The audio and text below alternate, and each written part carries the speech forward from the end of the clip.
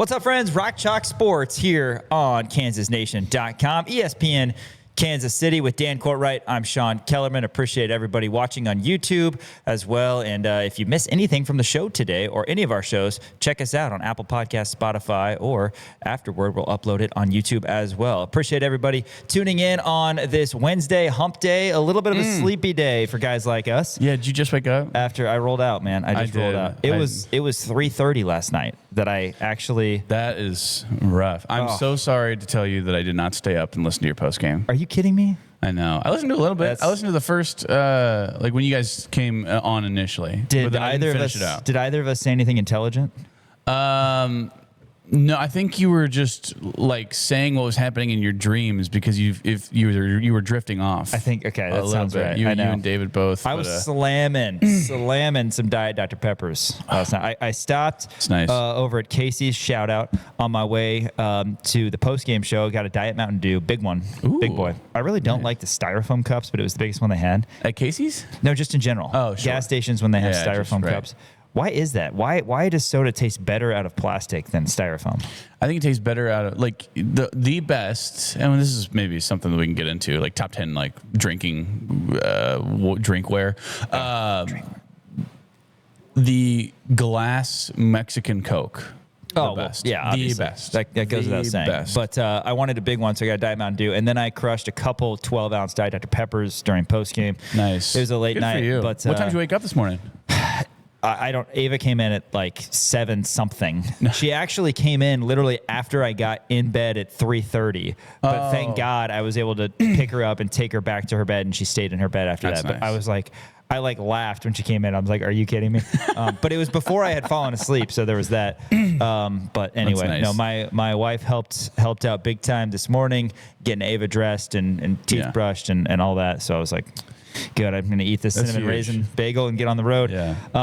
But anyway, late night last night, but it was worth it because as we talked about a lot of times, the only thing that matters is winning. KU gets it done 75-69. We're going to get into that here in the opening segment. Dan Courtwright has some incredible takeaways, intelligence, a guy who knows ball with just about every fiber of his being. You know what they say? They say Dan Courtwright and intelligence. They're always in the same sentence. They're hand in hand, I think. Yeah. They're hand in hand. Usually there's a is not in between. We'll go through that game, talk about the importance of the win for KU. 3 straight now for the Birds. Next segment, we're going to hear from 2 of the stars of the game, Trey White and Melvin Council Jr. at the podium. And then a special guest is coming on right around 12:15, and we're going to talk to him about basketball. But before he comes on, Kansas football has officially announced their 2026 schedule. It's weird. I'm not going to say it's one of my favorite days of the year because that's just stupid. That would be a weird reason to have a favorite day. But I'm a planner, and I love having schedules. So while in football we don't know the game time for all of the games, we do know the date. And we figured out the whole how do you play in London and in Lawrence on the same day situation. Right. As expected, the scheduling folks for KU in Middle Tennessee figured that out as the Hawks in Middle Tennessee will do battle now on October 3rd. We'll get into that before Nick comes on. Might ask Nick a Chiefs question as well as he does some work with the Chiefs radio network. After that, our KU mailbag segment. Dan. By the people, for the people. A lot of great questions on there. What are we looking at today? We got a lot of good stuff. Some D2 football questions, which is interesting. A lot of hypotheticals, which I think are great. There's one about college kickers. There's one about cars. Are you a big car guy?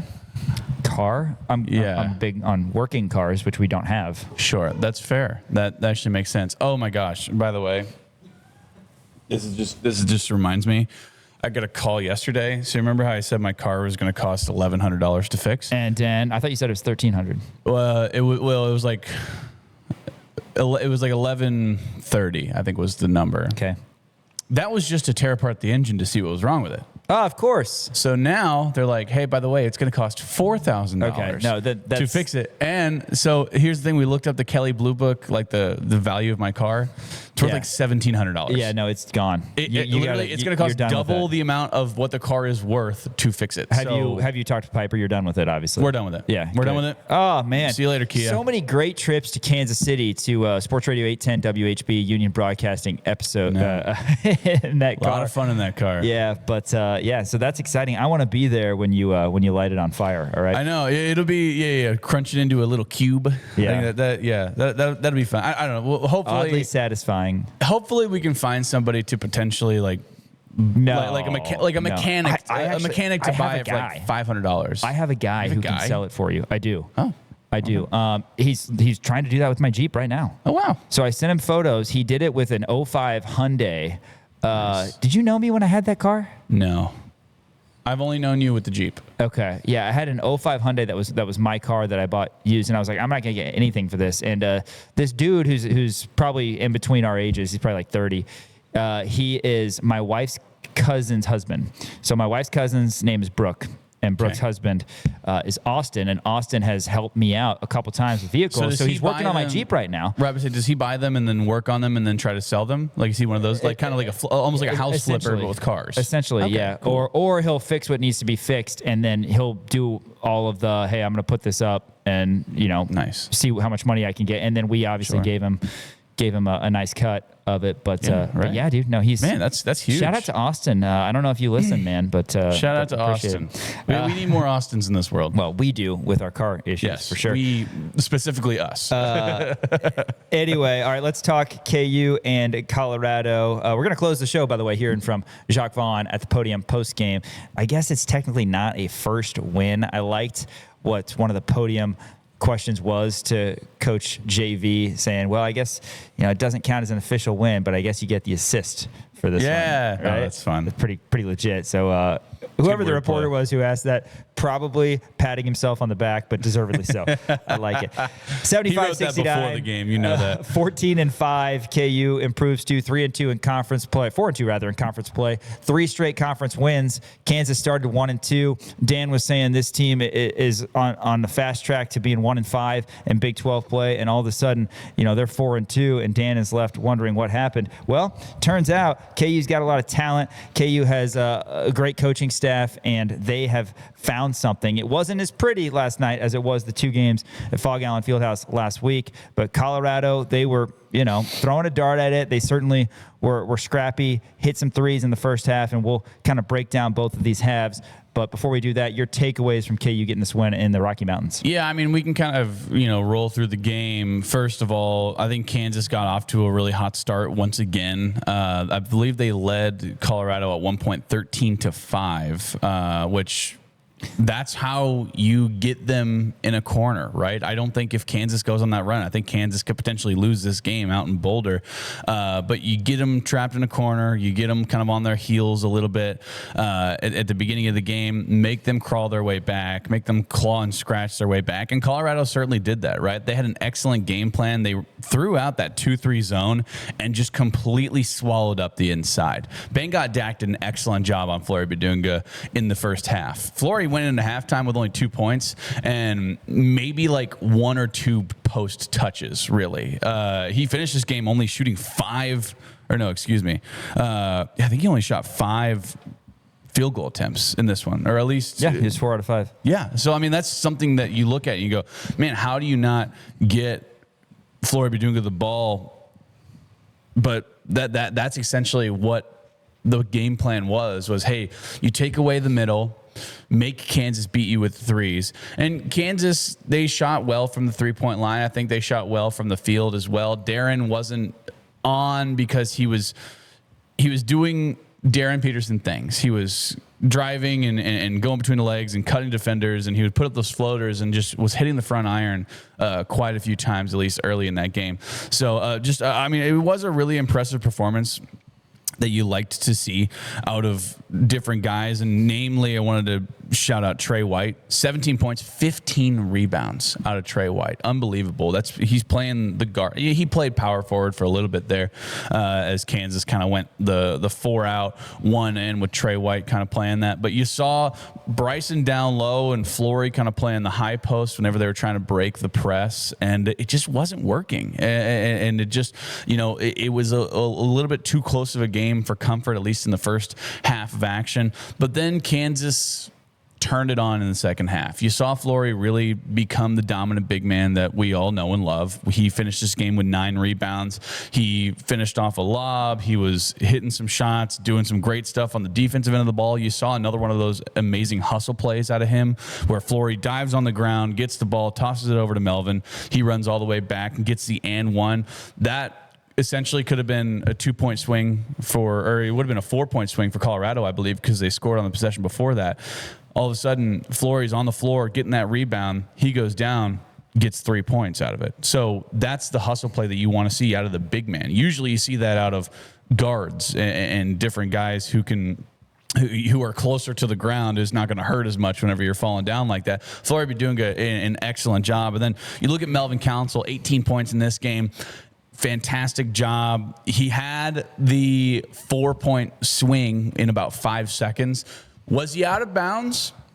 Maybe. Yes. Okay. Yeah, he was out of bounds. They should have called that, right? I'll hand up. They know what really bothers me, and I want you to finish. But sure, yeah. What really bothers me, and I said this on the postgame locker room show last night, it bothers me, and this is across sports. How many times has this happened to the Chiefs when the Chiefs were just dominating everybody and winning close games because they have an elite coach, they have an elite quarterback?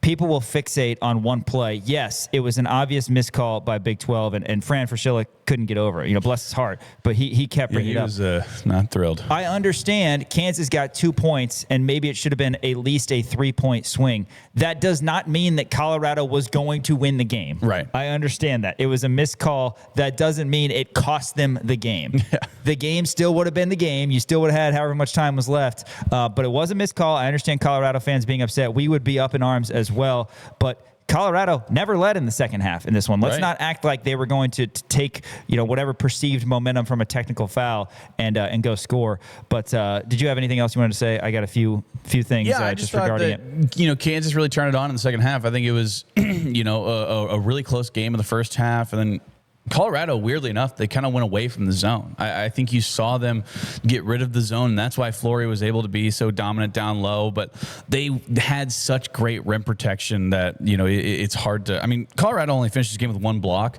but a lot of the rim protection was – not allowing them to get those lobs, right? You saw a number of different times where it was either Melvin or Omarco or Darren drives in, they try to throw it over top to Flory, and then all of a sudden it gets batted out of bounds because the hands are in the air. So I want to credit Colorado because they did an incredible job. Elon McKelly, he was really great coming off the bench, 28 points in 13 minutes. Isaiah Johnson, that guy's not talked about enough in terms of a dominant freshman. He just got back into the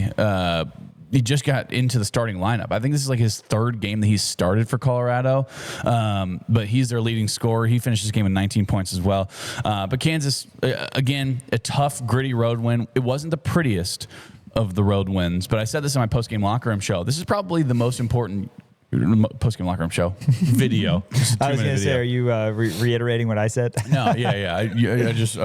I said this in the post-game video that I put out on social media, that this is probably the most important win, I think, for Kansas, because this is your first road win. This is the first time, or I guess this is the second time in the last 9 road games that Kansas has won. Before this, coming into this game, 7 of their last 8 road conference games were losses. So Kansas had an issue winning on the road in Big 12 play going all the way back to last year and into this year. They were 0-2 on the road. Now this proves that Kansas can grit out a gritty win on the road in a hostile environment. There were a lot of KU fans there, right? But there was a lot of Colorado fans, and the Colorado fans were not happy with the officiating as well. And you definitely heard the boo birds on the TV for sure.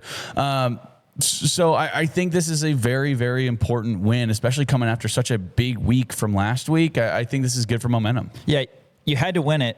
had you lost it, this would be disaster. Absolutely. Which you hate to say, and unfortunately, the truth is, after the loss to West Virginia, where Kansas went 1-2, you're looking ahead at the schedule with 2 games at home, including the game against the number 2 team in the country, and a solid Baylor program as always, even though Baylor certainly looks to be having a down year right now, and then 2 on the road. And unfortunately, at 1-2, what we didn't want to say, but we all felt, was you kind of need to go 4-0 these next 4 games. Absolutely. And you can't go 4-0 unless you start 3-0. And now Kansas did that. So now we can actually talk about that. You got to beat K-State. And you say that because February Eve, January 31st, BYU comes to town and Kansas has a really difficult month of February. Yeah, you still play Oklahoma State, who's not going to be as good. It doesn't mean it's an automatic win. You still play Utah. You still play Cincinnati in February. But you got 2 games against Arizona. You got Houston. You got at Iowa State, and as I mentioned, you got BYU at home. So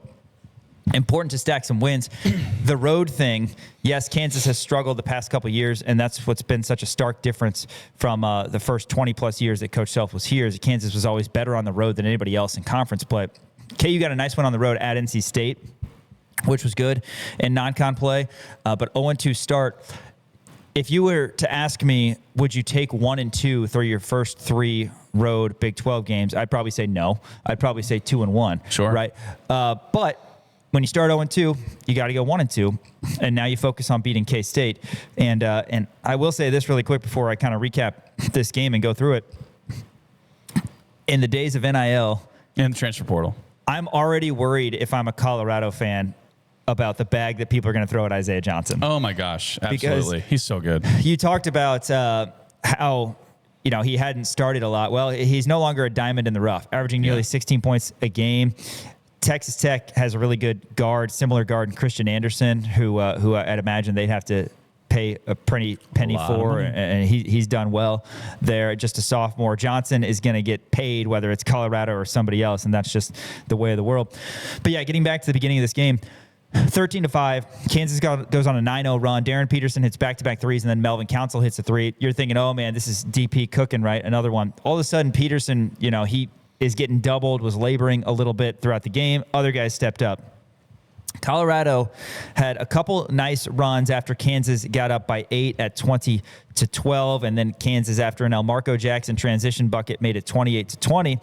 But then it was 37-36 after a Barrington Hargress take. Council hits a 3 to make it 40-36, and then Hargress with a tip in at the buzzer. It could have been McKaylee or Hargress, it looked like, but the ball went in. Momentum for the Buffs, 40-38 at the break. The first half, there wasn't a ton of takeaways for me other than it was incredibly evenly matched. Yeah. 41% Kansas shot, 40% Colorado shot. KU was 6 of 12 from 3. Colorado was 6 of 14 from 3. KU had the slight edge rebounding. Trey White did what he does, and more on him in a little bit. Colorado had just 1 turnover in the first half. They ended up with only 3. One thing that Kansas did, though, they never let Colorado take the lead. Colorado had a lot of chances and got cold. KU got big stops. Dak, a left-handed hook high off the glass, tied it at 40, but then Kansas answered with a couple baskets from Peterson. And then 2 of the biggest plays of the game, and I want you to touch one more time on the Flory play.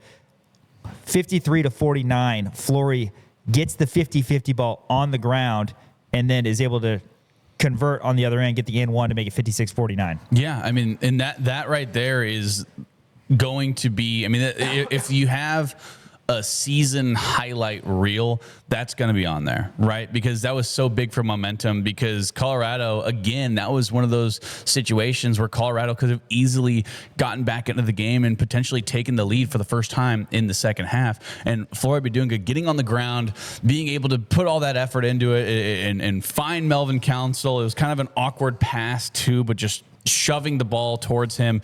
Then getting up and being able to finish on the other end is really shows you the kind of effort that Flory Bidunga is putting into this game, because he understands. You could see that he was getting frustrated because of the lack of paint touches because they were just completely suffocating him. And so it was good to see him just kind of find that anger and find that heart in him to be able to get that and go down low and finish at the rim. And after that, I feel like Flory really found his groove and really dominated this game. Flory had no field goals and just 2 points in the first half and then really turned it on. He was one of the best players in the second half. Council, obviously, down the stretch was huge for KU, but Flory, again, he struggled at times against teams with height, with length, had just those 2 points, and then he ends up with 11 and 9 and 4 blocks and a lot of marquee victories. He had a high finish off the glass in the post to make it 58-52. And then the biggest play of the game, unquestionably, 60-59. Colorado was on a 5-0 run. The second of back-to-back turnovers from Bryson Tiller. Transition numbers for Colorado. Tiller recovers, gets the block, and then it ends up in the hands of Melvin Council. Again, it was 60-59. That would have been the first lead of the game for Colorado. Great recovery by BT. 100%, right? And that just goes to show you that he's not the kind of guy. That's why I really do like Bryson Tiller, right? You can say anything you want about the way that he's been playing or the productivity that he's put out there on the floor, but he is a hustle player, and he turned the ball over. He understood that he made a mistake. He ran down there and made the block off of the backboard. Melvin Council goes back down, coast to coast, finishes at the rim, then steals the ball again. Whether he was inbounds or not is still up for debate. Unfortunately, there's no video evidence of him being out of bounds. I haven't seen it at all. Right. It's kind of like Svi Mikhailuk taking 4 steps. I've heard he took 4 steps. Yeah, the video can't capture it. I didn't see it. I don't know. I guess I'll have to go back and watch the tape. But still another great hustle play by Melvin Council Jr. And, you're seeing more of an effort, I think.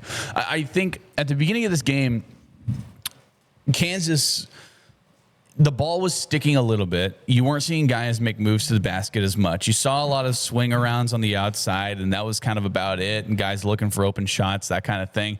Ball was sticking a little bit because they were trying to adjust to play against that zone. Once Colorado went away from the zone, I think that's really when the game kind of shifted, and you were seeing guys be more aggressive towards the basket, and you were seeing a lot of heart and a lot of hustle as well. You're seeing guys follow their shots, which I think is really important. Like you saw Darren Peterson miss one off the front end and then right away put it back for a dunk, right? You're seeing Flory on the floor. You're seeing Melvin Council get those kind of steals. I think it's really easy for guys to not want to do that kind of stuff, and for guys to just kind of phone it in and be like, oh, whatever, we're fine. Let me put up a 3 and let me keep my hand up, and then if it misses, then I'll get back on defense. But I think what we're seeing now is more of, I guess it's just over-exaggerated in terms of how much effort they're putting out there on the defensive end, on the rebounding side of things, on the scoring side of things, on the driving side of things. I think that you're seeing kind of a change in the way that this Kansas team is playing, because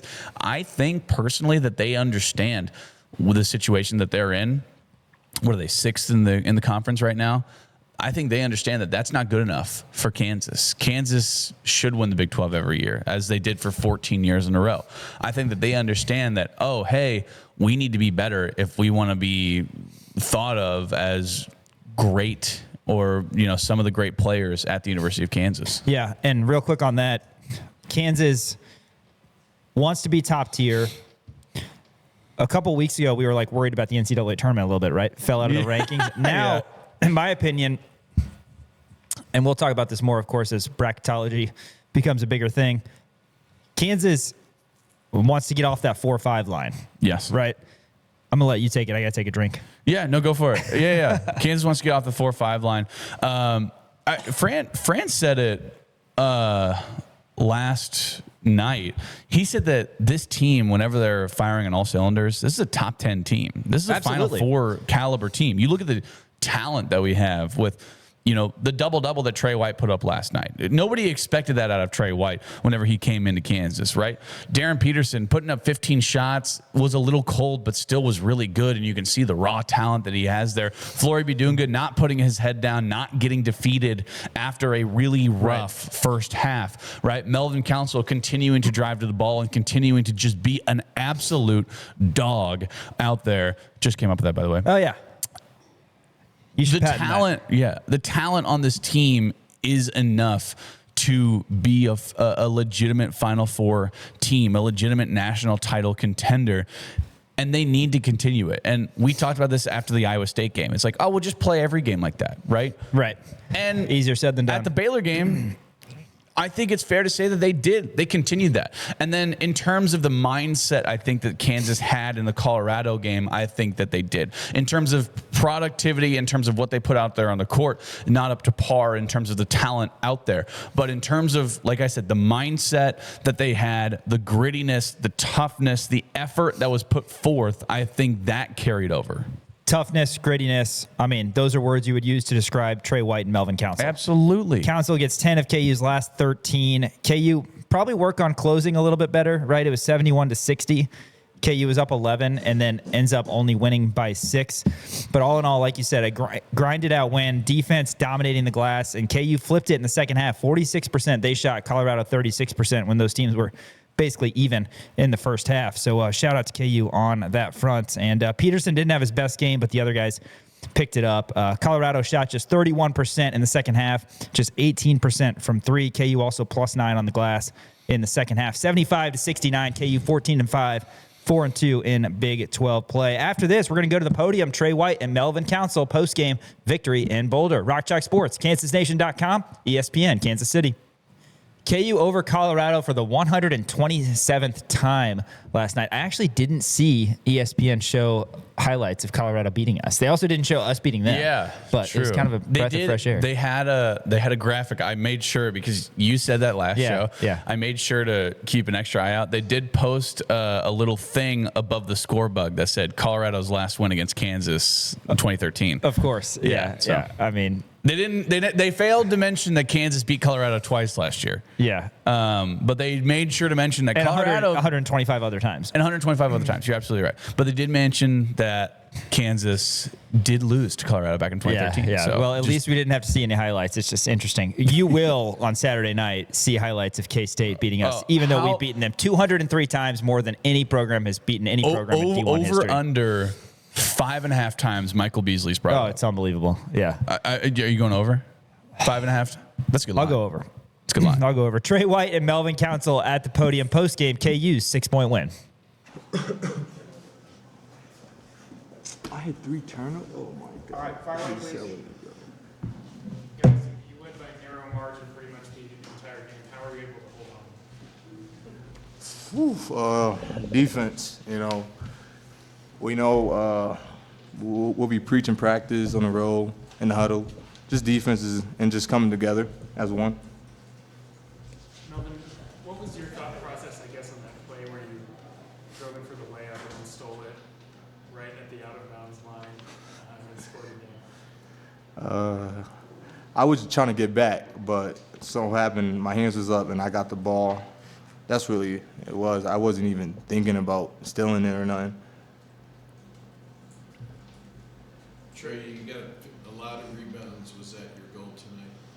Yeah, that's always my goal every night, to just try to help, Flory and BT board. I feel like we're at our best whenever we make the other team get one shot and we push. With Melvin and DP using their speed, I feel like I try to just hone on that tonight. They were a bigger team, so just try to play a little bit more physical.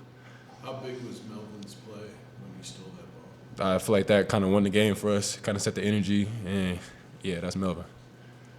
Both of you guys, what was it like playing without Coach Self tonight and having Coach Vaughn in charge?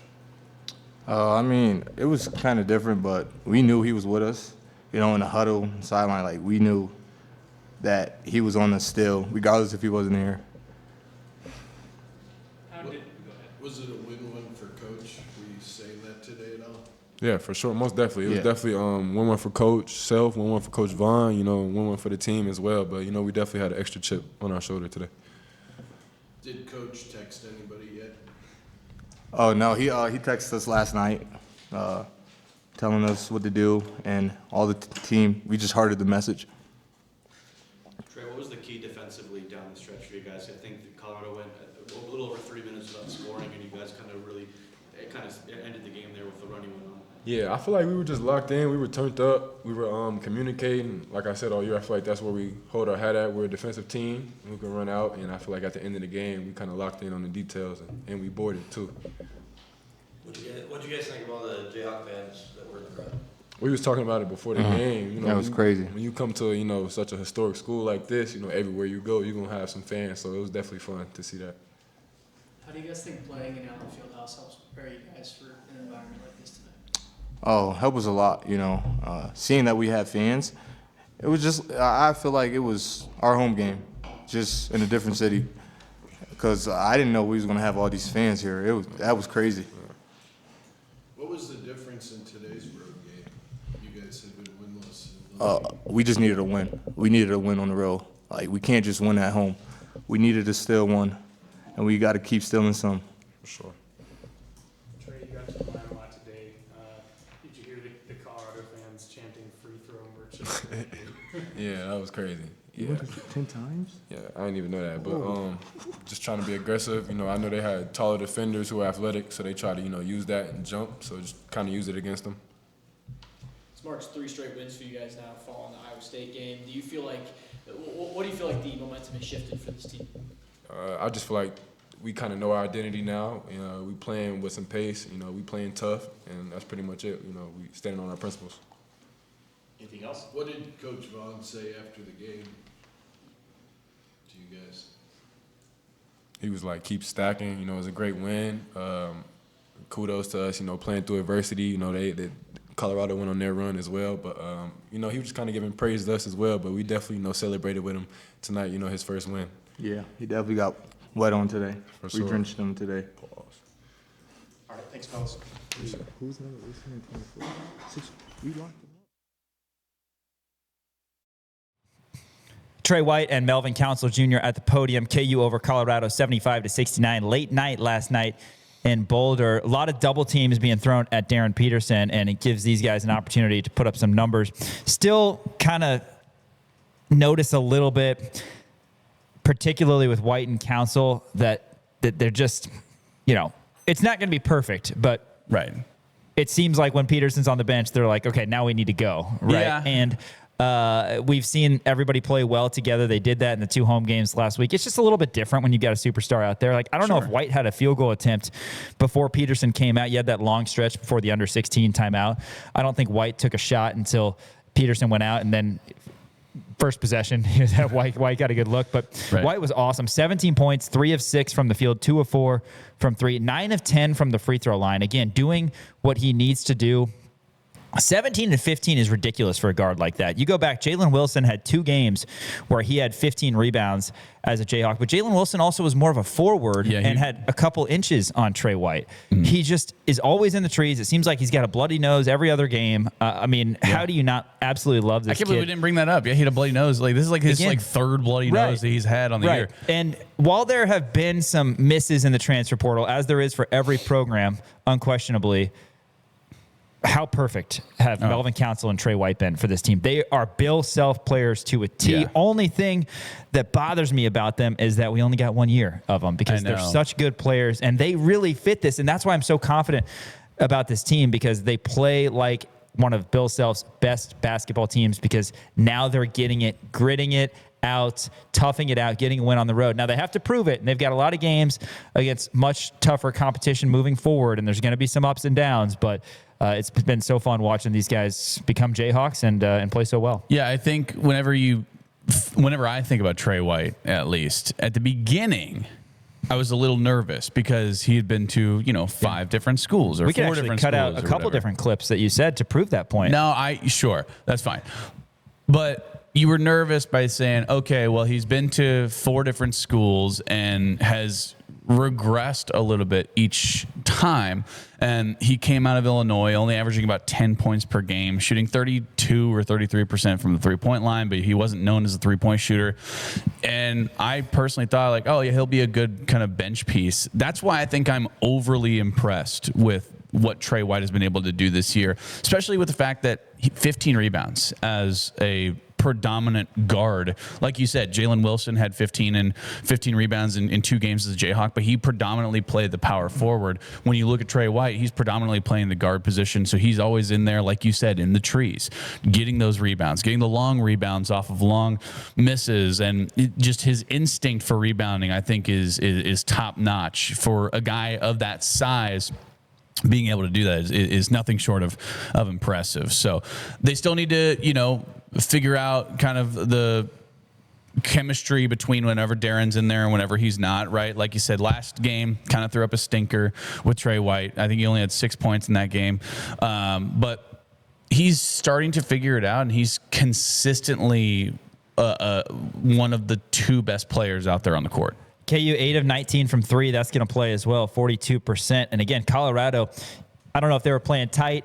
Part of it was KU's defense, but Colorado, anytime they had a chance to hit a big shot or take the lead, it just didn't happen. Kansas did what they needed to. There was a span down the stretch where Kansas held Colorado scoreless 10 consecutive possessions. That's big, and that's how you're going to win games on the road. And this is probably my favorite thing I'm going to say regarding this game, Dan.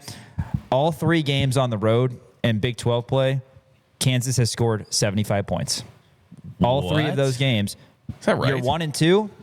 And like I said, the last 2 games, 75 is enough to win on the road. It is. Because you shouldn't be giving up more than 75. And I know you said the that after two-time the 2 national losses, champion would say that. And instead of giving up 81 and 86, as Kansas did the first couple games on the road, they hold Colorado to 69. Again, Buff shoot just 36%, 29% from 3. 75 is enough to score. We're going to break down the offense 6 ways to Sunday. We always do. But comes down to defense, toughness, 50-50 balls. Kansas got it done even when it got shaky at times. And now it's about going to the Little Apple on Saturday. After this, though, we're talking a little KU football before Nick Springer comes in studio. KU football officially releases their 2026 schedule. Dan, before we talk KU football, tell us about Game Day Men's Health Lawrence, who is sponsoring this segment. Mitch Bales and his team. We're going to see Mitch a little bit later today. Oh, yeah, I absolutely love that. Yeah, we're going to be hanging out with Mitch here at the Kansas Nation Studios. Really excited for that. But yeah, Game Day Men's Health here in Lawrence, fantastic place, plush man cave-like setting. Nobody likes going to the doctor. They got the fluorescent lights and the white walls and all the weird tubes and needles that you don't normal like. Doctors, not normal Game Day. doctors, normal doctors, right? Game Day Men's Health is not your normal medical care place. They make it a plush man cave-like setting. There's comfortable chairs in the front. They have a TV and snacks and a friendly front desk, and they make sure to make you the most comfortable that you've ever been probably at a doctor's office. And it's important to go get yourselves checked out. If you don't have the energy to be able to, spend time with your family, go to the gym, do great stuff at work, go get yourselves checked out at Game Day Men's Health. The first visit, 100% complimentary. They'll check you out. They'll take your blood. They'll do all the tests to make sure that everything is working correctly. If not, they're going to do everything that they can to make sure to get you back in the game. So check out Game Day Men's Health here in Lawrence. Licensed practitioners as well. A full-fledged medical clinic, but as Dan said, a very comfortable place. Appreciate their partnership with us here at Kansas Nation and getting a chance to break some bread with Mitch Bales and some members of his team a little bit later at the Kansas Nation Studios. Game Day Men's Health Lawrence. All right, after this, talking KU football 2026. Rock Chalk Sports, KansasNation.com, ESPN, Kansas City. Want to give a big shout out to Miles Schneer and his team over at Crown Automotive on South Iowa in Lawrence. CrownAutomotive.com as well. Check it out. But if you're in town, you might as well swing by. They've got a great inventory of new and used vehicles. Our first partners here at Kansas Nation, Crown Automotive. Appreciate you guys and the great customer service that you give everybody. Crown Automotive, check them out. All right, talking Kansas football schedule, but real quick, got to plug KU basketball's Tyshawn Taylor, who, of course, has Timeout with Tyshawn podcast on KansasNation.com, where you can find the best coverage. Kansas Nation Podcast Network, plus you're going to get all sorts of articles. Anytime Bill Self or KU players talk to the media, you'll get press conferences loaded up on there and any Big 12 news as well.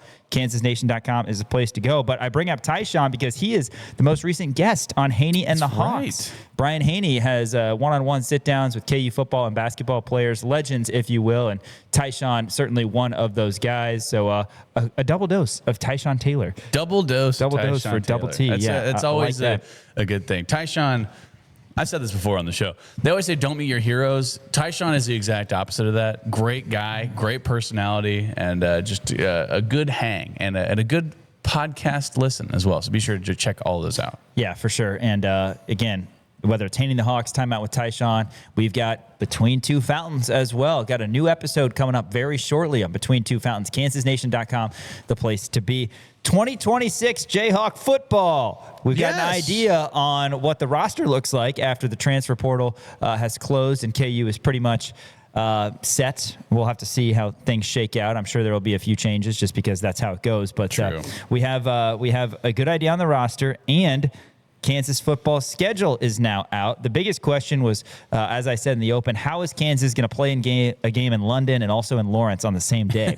Right. They were able to move the Middle Tennessee game. Here's what it looks like. The first game is going to be September 4th. That is a Friday when the Long Island You don't know Tigers. Sharks. Long Island Sharks. Why would Good. they be the Tigers? I don't know. Why would they be the Sharks? Because they're Long Island. I don't know. Aren't Does there Long sharks? Island have sharks? Aren't there sharks right around the? I feel like that's like a Ocean? California thing. Yes, sharks are only in California. Well, no, I'm saying that they don't live in California. I'm just saying there's probably more sharks in California than there are in Long Island. Yes. Well, you don't hear about shark attacks in Long Island. Remember, sharks are in the ocean. They're not actually in the state. I guess that's true. Yeah. So that's noteworthy as well. Anyway, the Long Island Sharks come in Friday, September 4th. And then the team from Columbia comes to town on September 12th. September 19th is the trip to Wembley Stadium in London. How awesome is that? I mean, we haven't revisited that in a while. That's the first college football game to be played in London, Wembley Stadium, KU and Arizona State. So that's the Big 12 opener. The first one to be played in Wembley Stadium. I think there was like a D3 or something played over there in London. I said Division One. Sure. Okay, that's fair. Yeah, that's loophole. fair. That is going to be a lot of fun, man. KU Arizona State. Are we gonna go? I think we're gonna go, man. We're gonna go. We're gonna go. No, I don't think we're gonna go. Why? But it would be great. It would be great to go. That would be fantastic. If our bosses are listening right now, send us. I'll get so much good content. Or if not, if my wife is listening, which she's not, win the lottery so we can go. No, right. KU Arizona State, Big 12 opener on September 19th. So then, due to travel and also just with how the scheduling works out, you get a bye week. Kansas does not play on September 26th, and then it's back to close out the non-con on October 3rd. That's the day that the Middle Tennessee game, originally scheduled for September 19th, got moved to. And then it's Big 12 play the rest of the way. Back-to-back road games and conference play with at Utah and at K-State. A tough start. And that means that the first time Kansas plays a Big 12 game at David Booth, Kansas Memorial Stadium is October 24th against Baylor. Then KU's at TCU on Halloween. November 7th, KU hosts UCF. There are 16 teams in the conference. We don't have to play UCF every year. It sure seems like we do as they come to Lawrence. And then November 14th, KU goes to West Virginia. November 21st, BYU comes to town. And then KU closes things out November 28th at Oklahoma State. So no game on Black Friday. They will play back on Saturday, November 28th this year, and it will be a road game to close out the slate. Dan, take this wherever you want. Highlight what you would like. Big news. We know the opponents. Maybe most importantly, the Big 12 opponents, and we know who we're not going to be playing this year as well. Just some takeaways from this release today. Yeah, I think when you look at it, I'll start off with the non-con, right? Obviously, we knew we were going to get Missouri. We knew we were going to get Long Island. We knew we were going to get Middle Tennessee State. All that it was essentially you had to kind of move some stuff around and figure out where the Middle Tennessee State game was going to be slotted because of the Arizona State game that was slotted in the middle of non-con play because it's going to be over in London. And there's a kind of a scheduling nightmare, I would imagine, for Kansas, but they wound up figuring it out, which is great. It's going to be good to get Mizzou back here in Lawrence. Now, the booth is going to be under construction, so it's going to be limited capacity. So I understand why they decided to go ahead and do the London game, because you look at the conference play, Kansas only has 3 conference games at home. It makes sense. If you're going to do that any year, you might as well do it in the year where you're having construction, where you have limited capacity, where it's going to be kind of tricky logistically getting fans into the game, obviously, with it being a construction zone the entire time. So I like the non-con slate. Obviously, it's going to be weird playing Arizona State, a conference game 3, and then you're going back out of non-con to with Middle Tennessee State on October 3rd. The thing about this, and correct me if I'm wrong, 1 bye Is that right? One bye after a year with 3. Yeah. So that's going to be a Only little. bye is the You got- 26, which is after the London game. You got 9 games in a row, which is going to be a lot for these guys. You kind of want a little bit of a break, but with 9 games in a row, it's going to be tough. Obviously, you open up 2 road games at Utah and at K-State. That's not ideal. Now, K-State, are they going to be a little bit depleted? Yes, because Jace Brown, obviously, in the portal. They lost some guys on their defensive side of the ball. Avery Johnson is coming back. Didn't they lose Dylan Edwards too? Yeah, I think they did. That sounds right. They lost Dylan Edwards. So they lost a lot of guys. But like I said, Avery Johnson is going to be back. They still have a lot of weapons over there on the offensive side of the ball. But it's going to be a very tough game because it's going to be in Manhattan, obviously. Starting off the season, your second game in conference play at K-State's never going to be fun. And then Utah, I mean, who knows with Utah, right? Because Devin Dampier's not coming back. And also Kyle Whittingham took the Michigan job. So they have a new head coach. So it's going to be interesting to see kind of how their season is going to take form. That's not going to be the same gritty kind of Kyle Whittingham style of Utah team that we're used to seeing. And it might be good to get them early because they're going to still be figuring out themselves as well, right? This is going to be their first I guess this probably be their second conference game of the year. I haven't looked at Utah's schedule yet, but because of the Arizona State game, this kind of pushes everything back a little bit.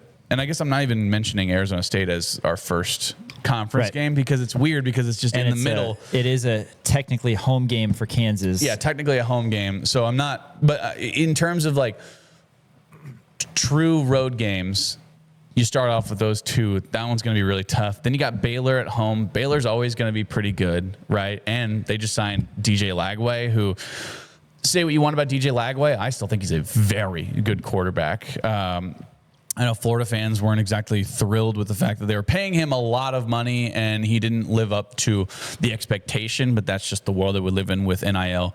And the transfer portal. So I get it, but DJ Lagway is still in the Big 12. I think it's going to be a really tough battle. I'm glad we get them at home. TCU, always going to be tough. They're losing Josh Hoover. But again, you're in Fort Worth on Halloween weekend. That's going to be really, really tough. UCF, that game, who knows? You gotta win. It just feels like you just play UCF. Like you said, you play UCF. Yeah, you gotta win that game. It's absolutely insane.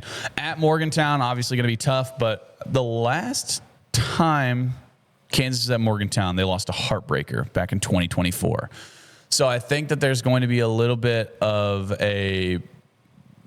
just a little bit of soreness, I think, there. Now you don't have as many guys from that squad, and you beat West Virginia last year. I think West Virginia is going to come back and be a good program this year.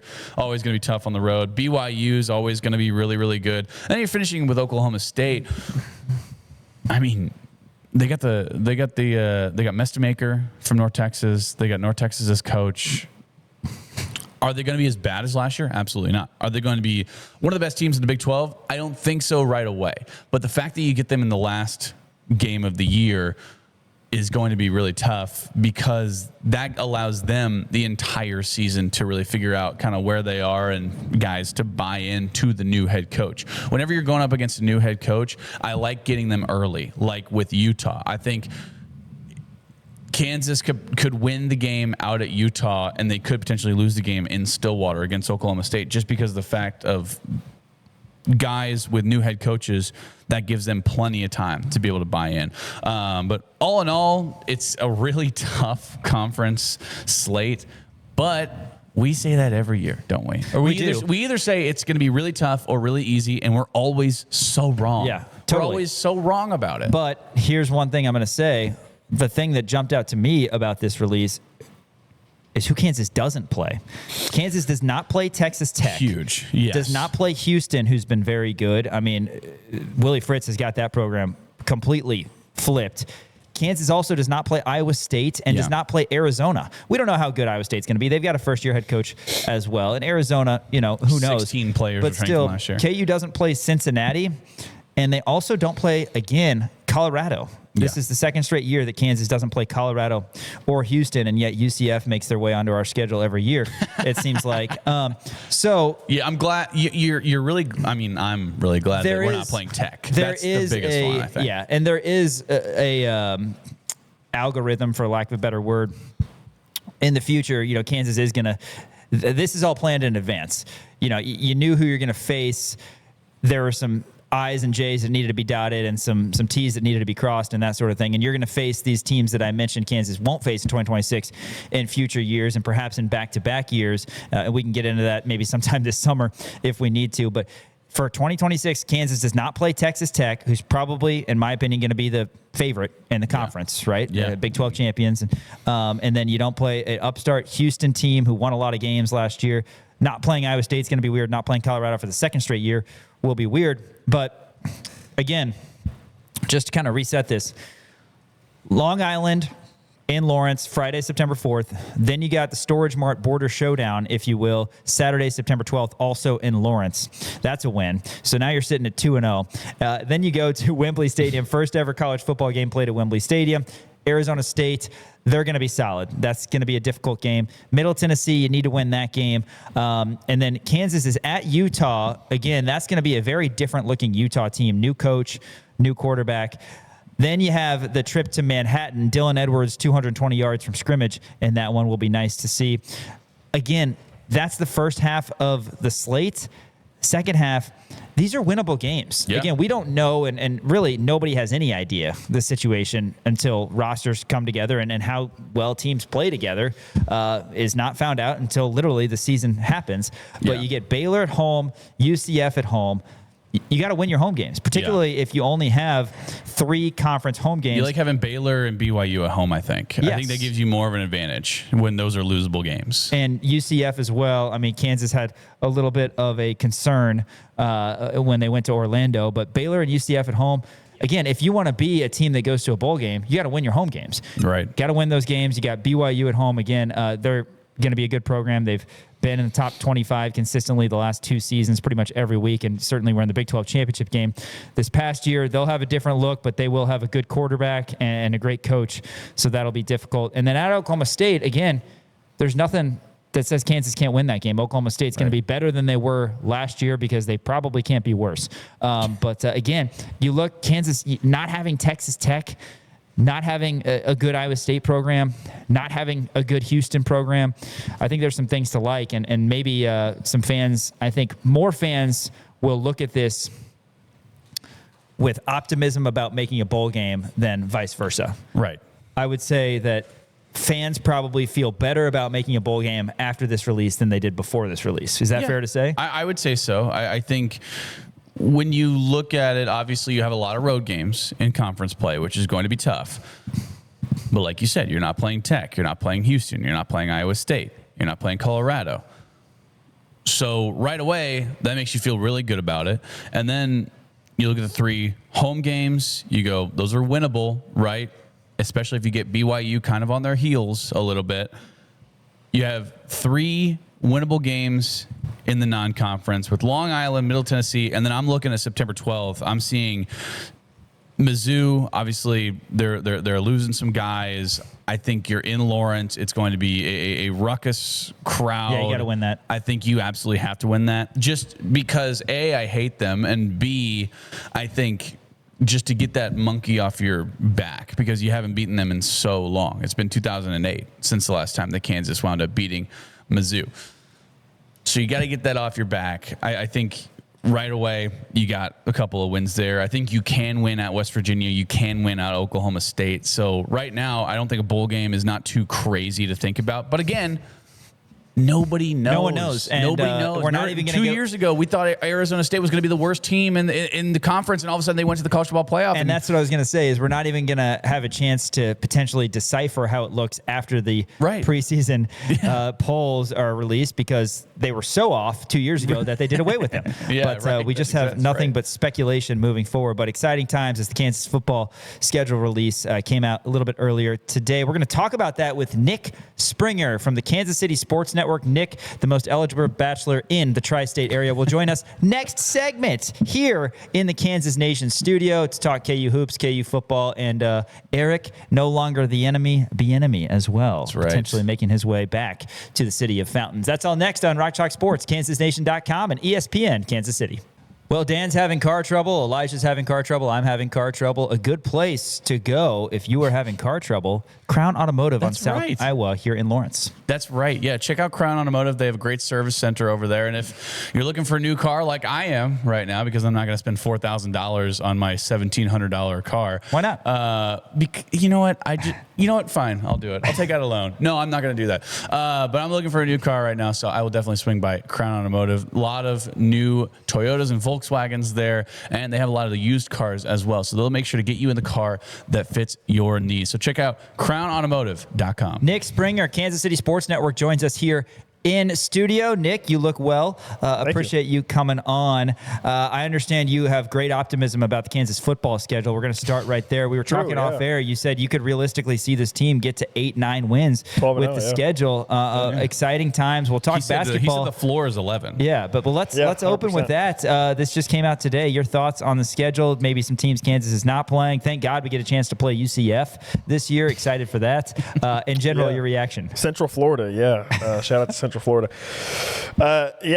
So here I will caveat this whole conversation by saying this. It's January, okay? Yeah. Nobody really knows what any of these teams are going to look like. Kansas obviously doesn't even technically have a starting quarterback right now, so that, we'll start with that.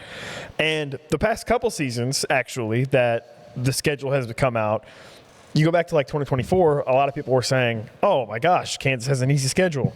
And then it turned out that Kansas played actually one of the toughest schedules in the Big 12 that year. So with that being said, I don't like the schedule. The schedule does not look great for KU. You're going to play 9 consecutive games without a bye week, by the way, also starting at the end of September. You obviously have the London game against Arizona State, which is going to be kind of a toss-up game. Kansas opted for a bye week immediately after that game. You got LIU and Middle Tennessee in non-conference that you should win. Obviously, the Missouri game will be huge in Lawrence. Depending on capacity, you would hope that would be a really strong environment for KU, but I don't think anybody really knows exactly how many folks are going to be able to get into the stadium for 2026 because of the construction situation that they're working on. So that's your non-conference schedule. So you'd hope to win 2 of those games. Missouri, you'd obviously love to win in Lawrence, but can you feel overly confident about that right now? Probably not. And then you look at conference play. You're going to start with consecutive road games against Utah and K-State back-to-back. That's pretty tough. Baylor now has DJ Lagway at quarterback, so they're obviously trying to build towards something. You're going to get them at home. You get UCF at home that you mentioned. And then you end the year with a game against BYU, who was in the Big 12 championship game, and then at Oklahoma State in a game where if that game's played on September 28th, I would feel great about it. It's scheduled for November 28th, so that's going to be the last game of the season. And I love Eric Morris. I had a chance to work with Eric Morris and cover Eric Morris during his time at Incarnate Word at UIW before he made the jump back to FBS. I think he's a phenomenal coach, and I think that by the end of the season, Oklahoma State's probably going to be in a pretty decent spot. They've obviously brought in a lot of talent that followed Morris from North Texas to Oklahoma State. It's a complete retooling, though, so you can't be sure that it's going to work out, but I have a lot of confidence that I think Oklahoma State will be a pretty good team by the time Kansas plays them at the end of the season. So that's not great. And so all that is to say, I don't feel fantastic about it right now. But again, the key phrase there is, the key term there is right now. Right. It is January 21st. And also, I mean, are there teams that Kansas isn't playing that had they been on the schedule, you'd feel better about it? Iowa State. Okay. Obviously. Because you think that they're going to be Iowa State has 7 guys on their roster. Right. Or whatever. Right. And maybe Colorado is in there as well. Colorado, yes, I think would have been a good matchup for Kansas. It's got to be a decent balance, though, right? Because, But obviously, and you this is all Texas Tech. decided in advance, but you don't have Texas Tech. You don't have Houston. Right. So at least there's that. But yeah, I mean, you, like many Jayhawk fans, are naturally protect myself mode, right? You don't want to get too excited. Yeah, I mean, it's going to be tough. That's the bottom line. I mean, Kansas is going to have to go win some of these games that on paper, whether it's January or August, people are not going to be very I mean, optimistic. the margins are always thin in the Big 12. That's been the case the past couple seasons, right? I mean, you could sit here and if you really wanted to, you could rehash the past 2 seasons and talk yourself into, Kansas should have won 9 games the past 2 seasons because that's how thin the margins are. That's just how the games go. And so, yes, Kansas is absolutely going to have some games just like that in 2026 probably, where it's going to come down to, late game situation. How does Kansas handle it? Whoever their quarterback is, can they be the X factor? What does that all look like? So absolutely. Yeah, it'll come down to that again. And we'll probably be sitting here next off season talking about how, hey, there was 3 or 4 one-score games that probably defined Kansas' season. Will it define Kansas' season as being 4-8? Will it define Kansas' season as being 6-6? Or will it define Kansas' season as maybe finishing above 500? Right? That's all. That's going to be the question. And so the Big 12 is constantly changing, and obviously you're talking about at this stage of the offseason, before you even got to spring football, you're talking about trying to hit a moving target while blindfolded, spun around, and also the thing you're standing on is also moving. Okay, so who really knows at this point? Truly, and anybody who claims they do they're just probably they don't. Yeah, I mean, a classic example of that. You brought it up. Arizona State 2 years ago was projected to be 16th in the Big 12. They wind up winning the Big 12 and going to the CFP, and nobody saw that coming. So anything can happen. A lot of new coaches in the Big 12, obviously. Wanted to talk to you about some transfer portal guys. We can talk Dylan Edwards if we want, but I want your perspective on the quarterback room. You brought it up twice, and it's so intriguing because Kansas got in Chase Jenkins, who we've talked about this in the past of, Kansas can bring in a guy like K-State did with that UConn player, but he's different. He had over 1,000 yards last year for Rice and over 500 rushing yards last year for Rice. A really solid dual threat quarterback with the most experience out of anybody in that quarterback room. How much of a wrench does that kind of throw into what you think the quarterback situation is going to look like? Does he have a legitimate shot? Obviously, I'm not saying that he's number one right now, but do you think he has a chance to kind of apply some pressure and potentially take over that starting job in Chase Jenkins? Well, I think the only way it would have made sense for Kansas to bring in a quarterback is if that quarterback was going to compete for the starting job. Sure. And I think when you look at Chase Jenkins, a guy who previously started at Rice, he's not going to go somewhere to sign up to not compete for the starting job. Of course, yeah. So, yes, absolutely. It is Chase Jenkins is going to compete for the starting job. There's no question in my mind about that. Will he win it? I don't know. Time will tell, right? I mean, I think it could be any one of those 3 guys with Cole Ballard and Isaiah Marshall. But I do think for KU, it wouldn't have made any sense to bring in a guy who wasn't going to compete for the job. Sure. Because if that wasn't going to be the plan, then you should have just brought Mikey Pauley back from the tight end room and put him at quarterback, and then you just call it a 2-horse race with Isaiah Marshall and Cole Ballard. So yes, Chase Jenkins will absolutely compete. He'll absolutely have his shot, I think. Will he win it? Time will tell. I mean, you mentioned the experience. Yes, he does technically have the most starting experience, but obviously Cole Ballard has started at Kansas and has started in big games going back to his walk-on year as a freshman. And then obviously Isaiah Marshall's had his chance to play too. So we'll see. Chase Jenkins has a lot of speed, and KU fans may remember a certain quarterback from the American Conference that also had some speed, that also came to KU, that also ended up being kind of good. And that's the other thing to keep in mind is that Chase Jenkins has multiple years of eligibility left. So let's say it works out some way where, I don't know, Isaiah Marshall gets a starting job or whatever and, has a great season or whatever, and all of a sudden Isaiah Marshall's looking at going to a bigger school, right, or whatever. Chase Jenkins could be your starter of the future potential. There's different scenarios you could come up with. But, yes, absolutely, he will compete. And as the transfer portal process unfolded, I kind of thought to myself, well, okay, if Kansas isn't going for a quarterback right away, quarterback's a pretty significant financial investment if you're bringing in a guy, so maybe they're just thinking they're just going to roll with Ballard and Marshall. But obviously this opportunity seemed to fit for all parties, and Jenkins probably wasn't a guy that KU had to invest a lot in, which I think was going to be the path forward all along. Kansas I don't think was ever going to be in a position, because they needed so many other guys, which obviously they got so many other guys, right, that they weren't going to be able to go out and pay, top shelf money for a bona fide guaranteed, Power 4 starter level quarterback.